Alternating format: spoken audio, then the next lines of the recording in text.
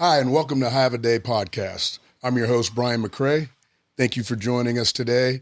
And make sure that you follow us on all our social media platforms at Have a Day Podcast. Today, our guest is former Philadelphia Philly and Chicago Cubs center fielder, Bob Dernier. Bobby is a guy that I've known for a long time here in Kansas City. We get together for charity events, play some golf, hang out and have a good time in Chicago as being former Cubs. Bob was a guy that the Cubs rallied around in the 1984 season, almost got to the World Series. Bob Dernier batting first, Ryne Sandberg batting second, where Harry Carey dubbed them the Daily Double. They were guys that made things happen, got things done. Bobby came up with the Philadelphia Phillies and was a part of some winning franchises there, turned that into a great trade for the Chicago Cubs, came over and took over the leadoff spot there. And the 1984 Chicago Cubs team is probably the one that has built what you see around Wrigley Field right now with the hoopla and everybody getting into the Cubs. It started with that 1994 Chicago Cubs team that unfortunately couldn't get it done against the San Diego Padres, but they built a great following that you're seeing here today. Please welcome my first guest, Bobby Dernier. Yeah, Brian, thanks for having me. And like we talked initially, I'm honored to be your first guest, that you thought of me, and us sharing that common ground in center field at Wrigley. This is perfect.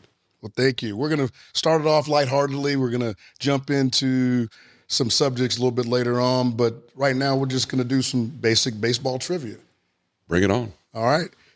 First thing, who was the first major league player to have his number retired? Oh boy, you got to go to the Yankees, don't you? That's a good guess. You know, I'm gonna throw out Lou Gehrig. He was my favorite. Got it. Lou Gehrig. 1 for 1. Number 4, 1939. How about that? Okay, the second trivia question. Which stadium is the oldest still in use today? Boy. You know, Wrigley and Fenway, right? Come to mind right away, but there's a sneaky answer here, I think. Wrigley was 1914, I believe. I think Fenway was first, though, so I'll go with Fenway. Yes, you got that. 2 for 2. Okay. Fenway was first, opened up in 1912. Number 3. What year did Jackie Robinson break the color barrier in Major League Baseball? 1947. Yeah, That's everybody an easy knows. one. That's an easy one. Yep. 3 for 3 now. Okay, get a little bit tougher. Who holds the Major League record for most career stolen bases? Oh, Ricky. Ricky. Yep. We don't need a last name. And unfortunately, he just passed in the last year. Yeah, I did. So Ricky, as in Ricky Henderson. So he's 4 for 4. The fifth and final one. 1974, Hank Aaron hit his 715th home run, breaking Babe Ruth's record off which pitcher for the Dodgers? Well, I know him personally, so I can tell you this. Pete Rose used to tell me on deck, you get 4 hits, go get 5. So 5 for 5 with Al Downing. Perfect 5 for 5 there. It's a great way to start it off. Dusty Baker was on deck. Yes, he was. Yep. Cool Dusty Baker. Mm-hmm. All right, so you got the 5 trivia questions. 5 for 5. Have a day. Have a day, right? And I didn't know they were coming. As you know, yeah, we didn't prep them for this. I had no clue. We're Kansas Cityans. We went to high school in this area, played our amateur ball here in this area. What does it mean to be a Kansas City kid, Kansas City born and raised, and to get to the big leagues as a Kansas City kid? Yeah, well, and I grew up, in the mid-'70s, watching your dad and those Royals teams, and we were talking about that earlier, and being influenced by that winning environment, that 75 to 85 decade in particular, that team was, a threat to win every year. But growing up here, I was facing Rick Sutcliffe in high school, for example. Jeff Cornell, who pitched with the Giants in the big leagues, was a teammate, and I played against him. He was at Raytown High School. I was at Raytown South. And we had a number of very competitive leagues, Ban Johnson League, the Casey Stengel League in the summer, Sugar Creek had a kind of an all-star team that we created, and a fellow named Bill Weber created, and you were recruited for that team.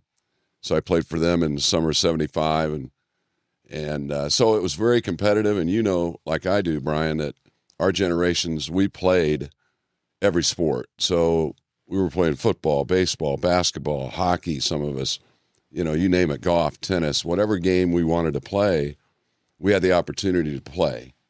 I grew up in the Kansas City, Missouri 3-2 league, which is still there today off Bannister. And it was teams from all over the city, all over different communities, all over the city would create teams. You had to competitively make the team or be chosen kind of back then, but it cost like $25 a year. So mom could afford it. Today it's a lot different. I have a 12-year-old grandson. I'm sure you're highly aware of the sports. Travel ball situation. Yeah, it's a and whole different game now. So growing up when I did was pretty, although it was very competitive, it was very easy because of the parents. I mean, we had a great bunch of dads that surrounded it and created that opportunity. So I'm grateful to that generation that we had that as kids. I know things are different today, but I can tell you growing up here, I wasn't supposed to be. I was not drafted high. I was kind of a winter draft back then, they called it. The Reds drafted me, the two-time defending world champs in 75, 76, drafted me in January 77. But in the 12th round of the winter draft, which was like the 50th round in the summer, I mean, it was called a draft and follow. In other words, they were interested, but they weren't ready to. They wanted to see a little bit more. They didn't want to give you a check. So I understood, and so my sophomore year in junior college, once June came, I was hoping to be drafted by somebody, or the Reds redraft me, but they didn't. And I was a free agent after the draft. So a scout named Bill Kelso, another Kansas City guy, was watching a pitcher or two that was on the field that I was playing on. And so in the Casey Stengel League, and he got an eye on me, and the next thing I knew in August, I signed with Philly. So I wasn't supposed to be. You can say I was one of those guys that most of us are hard to find. You know, it was easy to say, that Barry Bonds was going to be a great player, for example, or Bryce Harper. My mom could have scouted Mike Trout. But most of us come from, hey, we got to find the rest of the major league rosters, right? I think one of the toughest things to do, though, and I grew up playing in the minor leagues with Ozzie Virgil. Gary Matthews is one of my best friends, so I know Gary Jr. One of the toughest things to do is have a dad who played and sort of follow those footsteps and so I always had a lot of respect for Ozzie and Gary Matthews Jr. and guys like you who had the opportunity and took full advantage of it, even though everybody probably had a little higher expectation or kind of said, oh, well, Brian, he ought to be a big leaguer. That's why I like football. Yeah, well, you got to earn your stripes, right. So and certainly you did, and Gary and Ozzie and others. But that generation that I played with, Tony Perez had kids in the locker room all the time. Eduardo and his brother, Pete Rose Jr., the Boone brothers, Aaron and Brett were in the locker room when I was in Philly as a young player. So a lot of guys were exposed, I'm sure you were, to the world, if you will, of Major League Baseball. So at least you get some kind of, a little bit of a hint what it's like Patrick Mahomes. Same kind of thing. So, but I think it's even tougher on guys like you because of all the expectations that come with it. And you go to the Phillies, you work your way up through the system there. The Phillies team at that time, in 80, they won the World Series. 83, they go to the World Series. So you're learning as a young guy from some of the guys that are going to be in the Hall of Fame in later years, learning how to win, learning how they go about their business.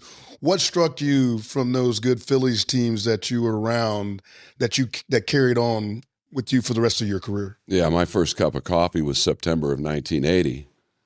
I come up out of Double-A. I wasn't on the 40-man roster yet. So Dallas Green was the manager, and he had been our farm director, so I had signed minor league contracts with Dallas. So when he called me up out of Double-A for September that year, my role, he told me, you be ready to play late inning defense in left field for Greg Luzinski. We had Gary Maddox in center and Bake McBride in right. So, and pinch run and maybe a pinch hit here and there. So that was going to be my role. And I hadn't played one day in left field. I had just played 2 years in center. I had moved from the infield to the outfield. And it was like home immediately for me. So I wasn't intimidated when it came to, playing the outfield. But as well as I do, playing left is much different than center. Center's a lot easier. No doubt, as far as especially line of sight of the ball and the curvatures of the ball off the bat. So, by the way, also at Veterans Stadium, they had a bank of lights in left field facing you as a left fielder that were just horrible. It was like, it was right in the window of a lot of balls that would be hit. So you had to have kind of an idea how to keep the ball below or see it above and then track it back down below.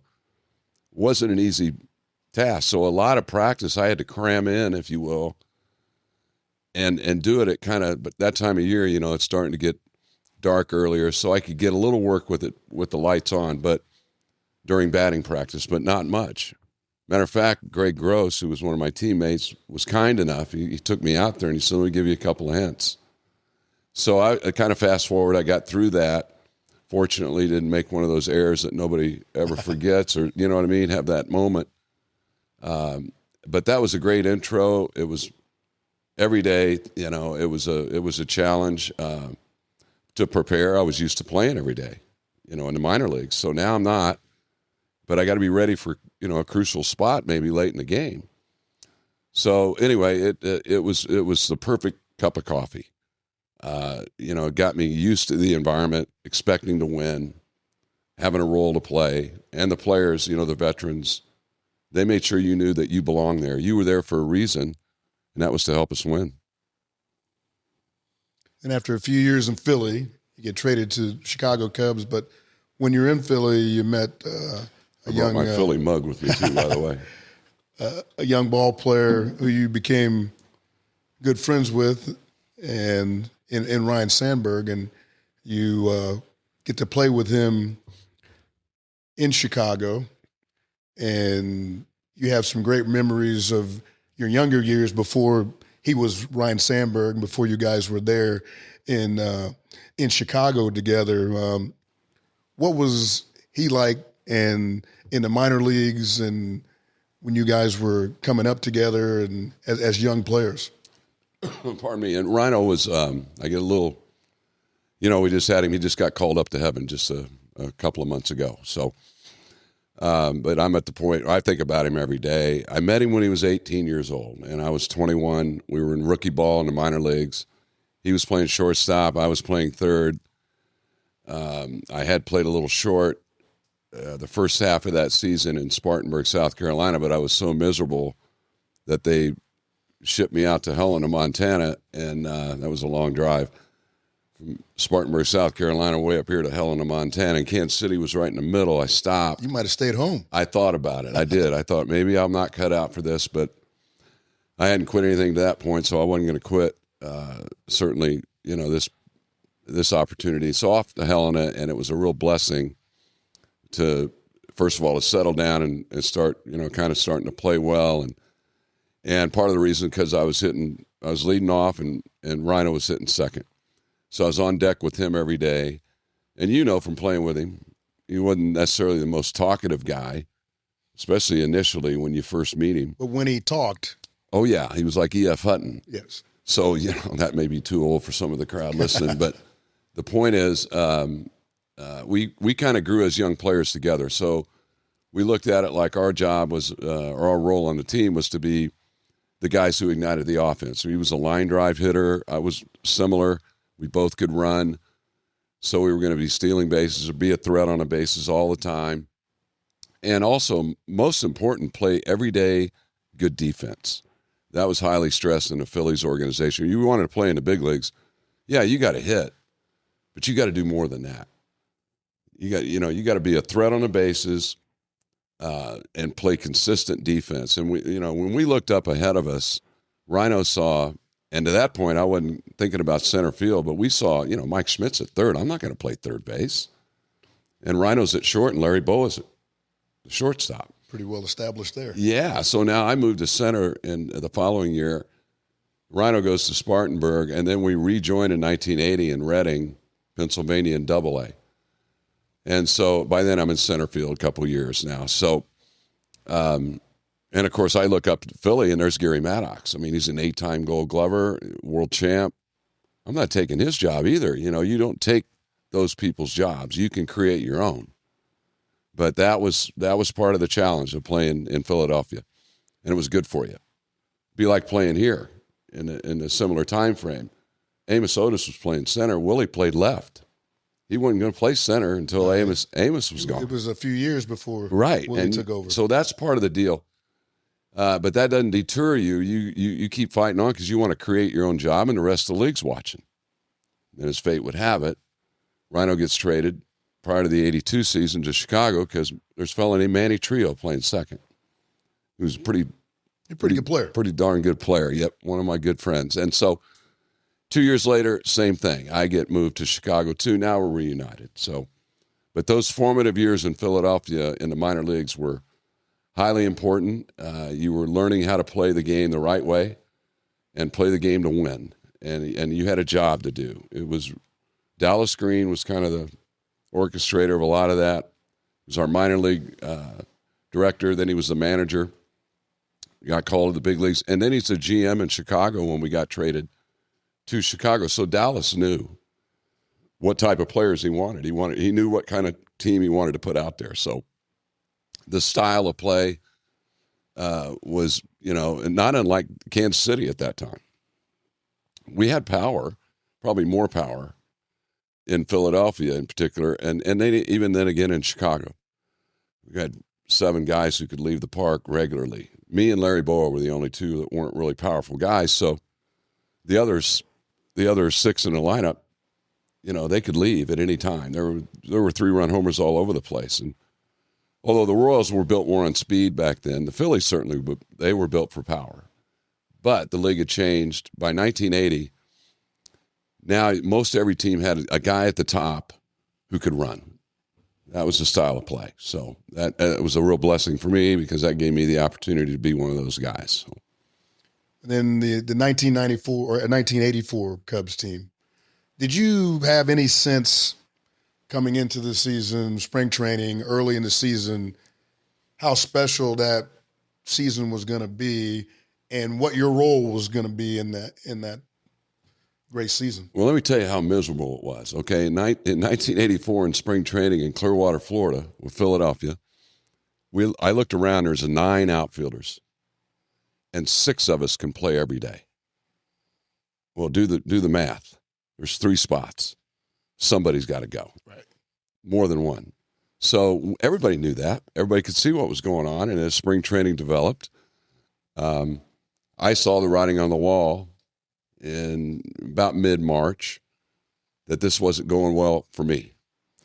So I had the unfortunate, I was 27.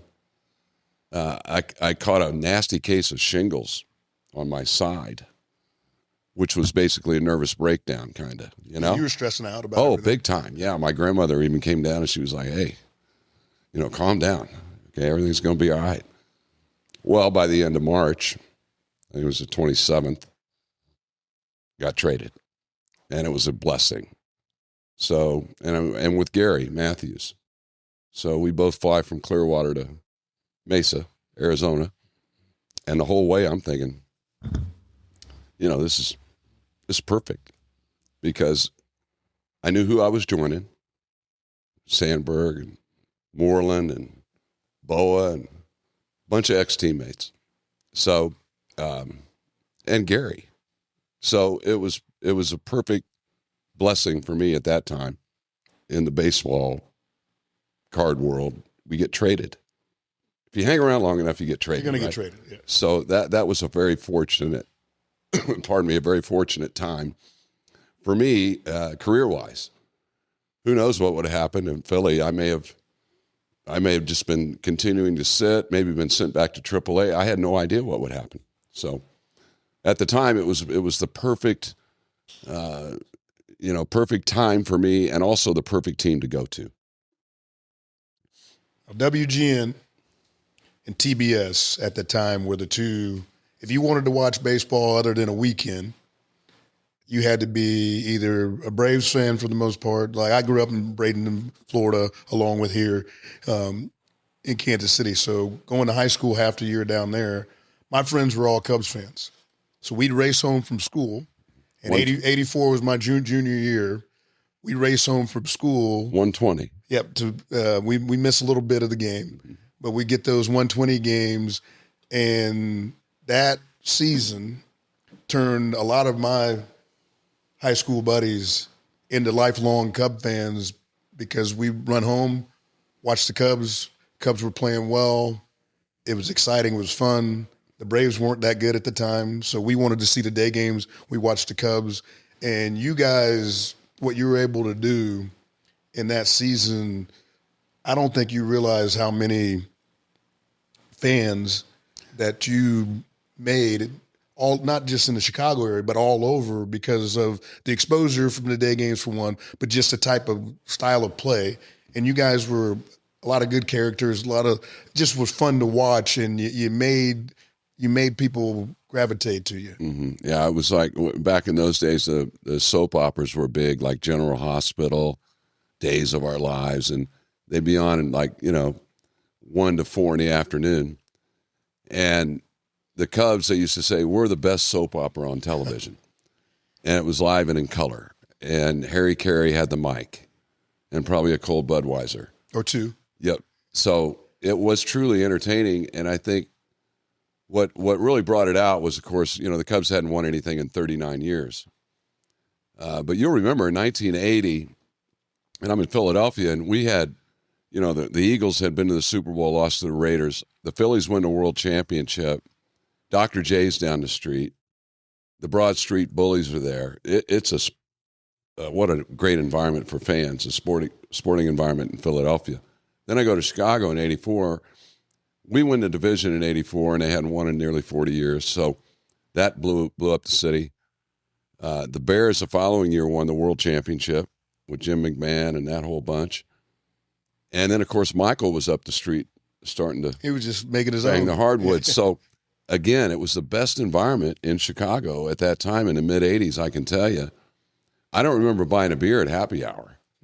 I can tell you that. And because the fans, and back then we could interact with the fans. You could go post-game to Murphy's or to the Hunk Club or wherever you went for happy hour if you wanted to go and interact with the fans just like you and I are. Sitting, we could sit down and have a beer and talk and have, no fear, no real worry about the interactions. It was just natural. Kids, they're not able to do that maybe as much today. So in the 90s, we were still able to do that. Yep. I was there 95 to 97, and we still go hang out, and you still felt safe doing that. And there was still that connection between the players and the fans.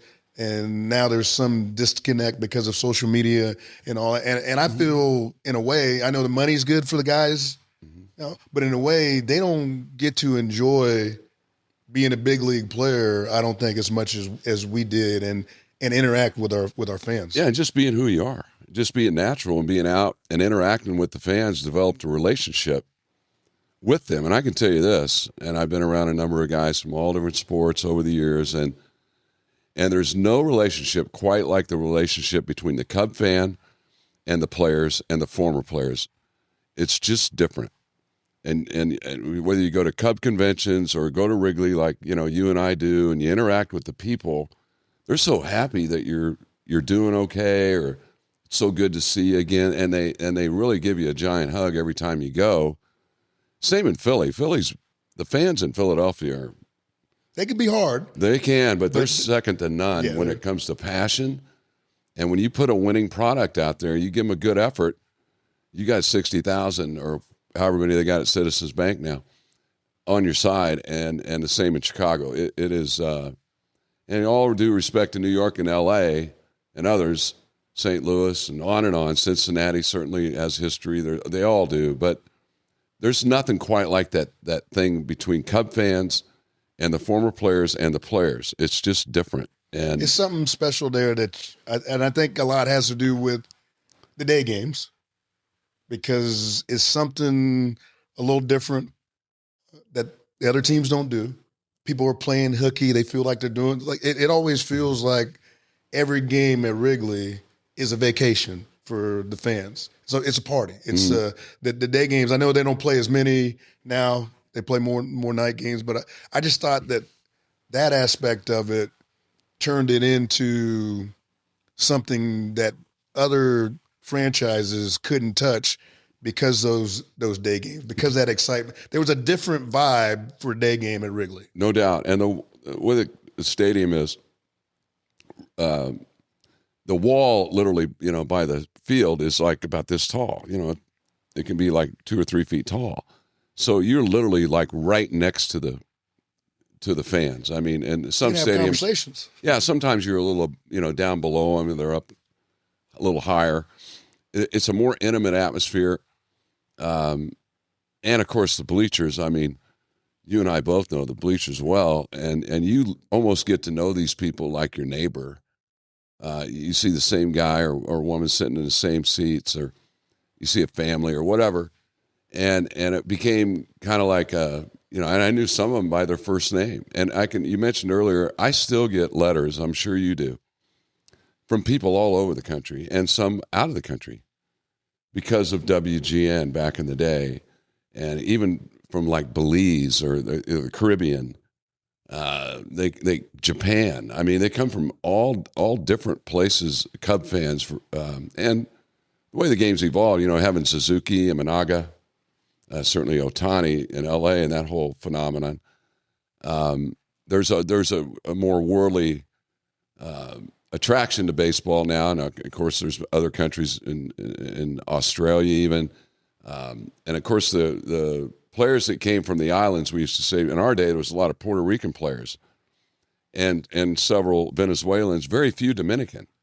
Now it's flipped, and there's mostly Dominican players out of the Latin countries, and the Puerto Rican player is probably the least out of those three anyway. It's kind of flipped, and Venezuela's having a tough time, period. I played 2 winters down there. Loved playing. Played in Caracas. I love playing in Maracaibo and Caracas, and back then you were like one of the Beatles when you played, for one of those teams down there. It was a big deal. I mean, I know that's changed, but the going back to the Wrigley phenomenon, how it's evolved. Some days when I go up there several times a year to do stuff with them, and every time I'm there, Brian, I feel like I'm walking out of the corn, like the Field of Dreams. It's like, oh, you get to visit again, and you have all those flashback memories. And walking by Rhino's statue now this summer, that was a little difficult in September.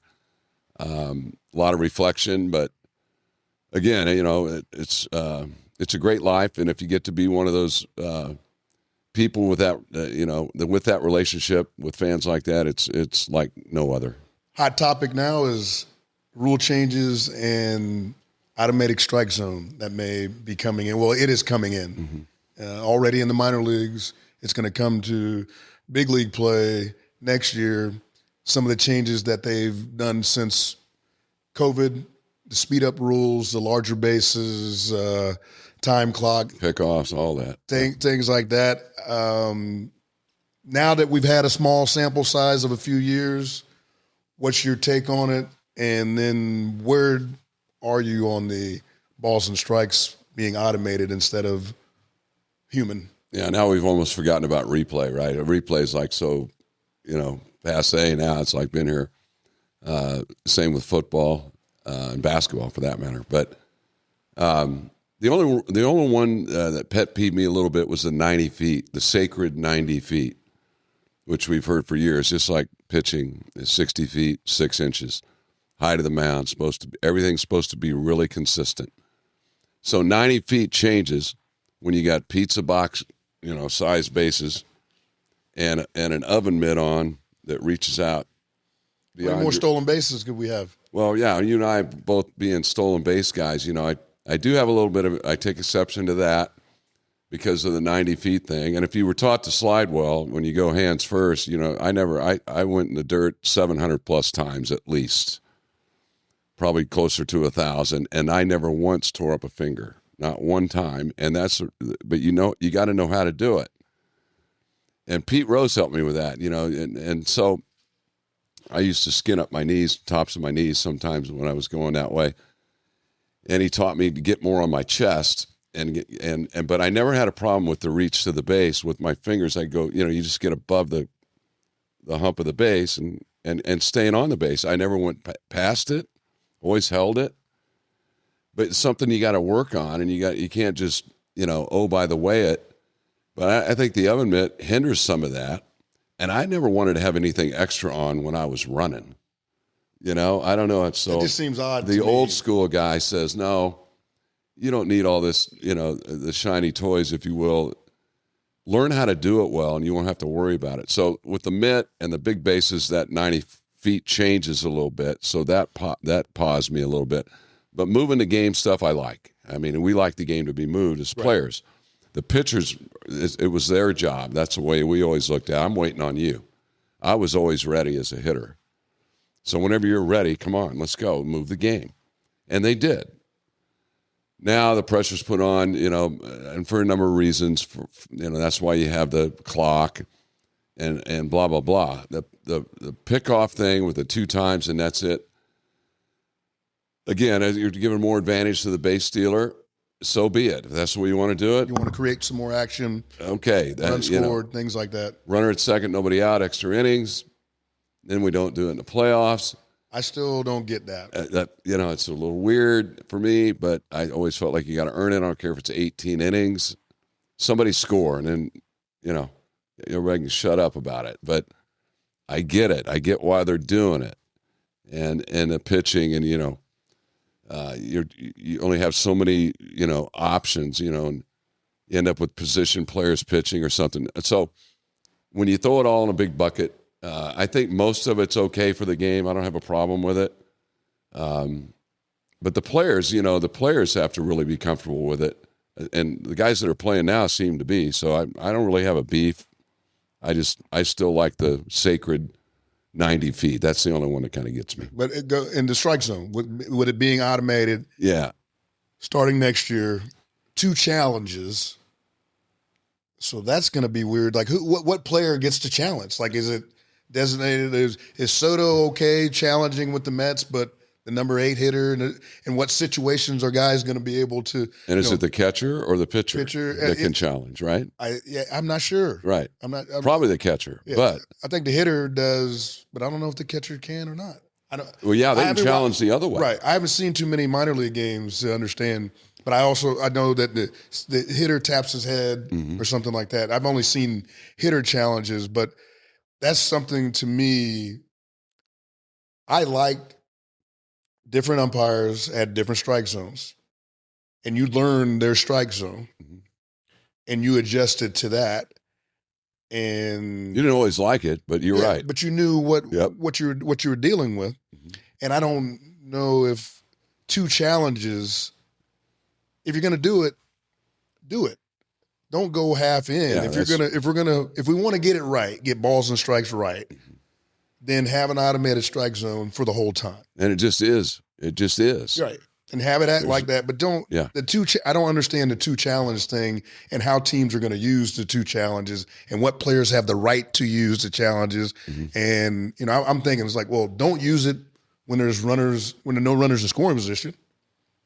You use it on strategically like that, or how are they going to? So those are the things that I have a problem with, changing the dynamics of how the game is supposed to be played.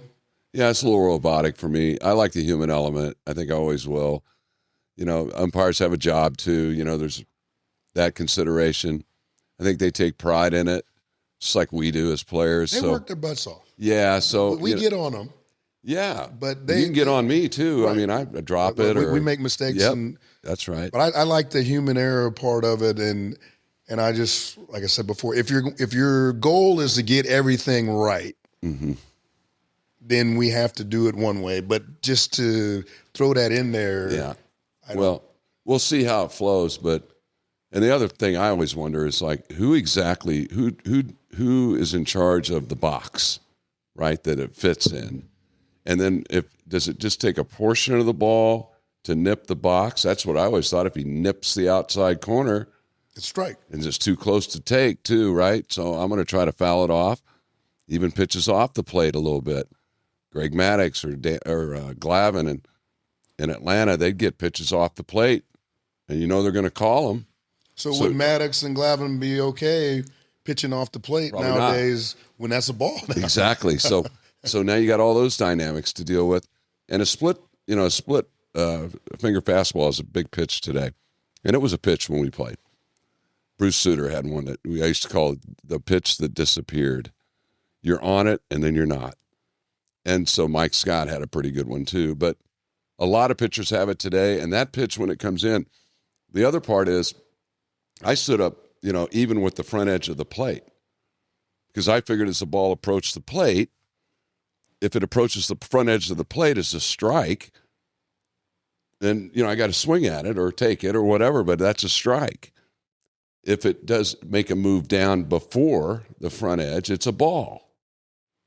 And so I use that thinking, and I'm wondering how the robot sees the pitch, to determine. It's gonna be a weird thing for some hitters. I think that control the strike zone well may have an issue. They may have some problems with it. No doubt. Because what they thought they controlled well, maybe they didn't. Yeah, I mean, and of course, if you're Altuve, your box is going to be different than if you're Judge. Right. 5'6" and 6'6" have different strike zones. So I guess all that's figured out. It must be. But as players, like anything else, when you change the rules, so to speak, or kind of the fundamental dimensions of what you've been doing, there's going to be some adjustment time. I don't care, pitching and hitting. And I think ultimately the players will probably dictate, what if anything they do with it. I think like everybody else, like you said, they want to get it right. It's just like replay. You don't want to play or big game to end on a bad call or something that they could have adjusted. If they looked at the replay, it could have been, hey, we missed it, now we're going to make it right. Most people are okay with that. But you get too nitpicky, balls and strikes and challenges, and pretty soon you're going to defeat the whole purpose of this thing, and that was to speed the game up. Right, and it just, I think it's going to hurt the flow. I don't want to hurt the flow of you have a good flow going now with the speed up rules, the clock, and all that.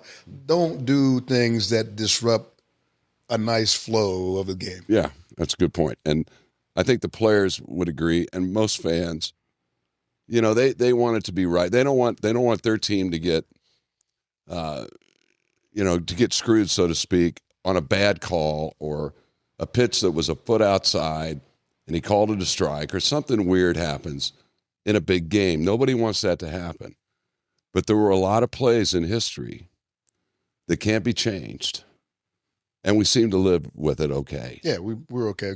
Cardinal fans aren't okay with it. Maybe not. Yeah, that Game 6 was a little weird here. But. All right, we're going to end it with 3 questions. Just give a one-word answer or so. Number 1, your favorite ballpark.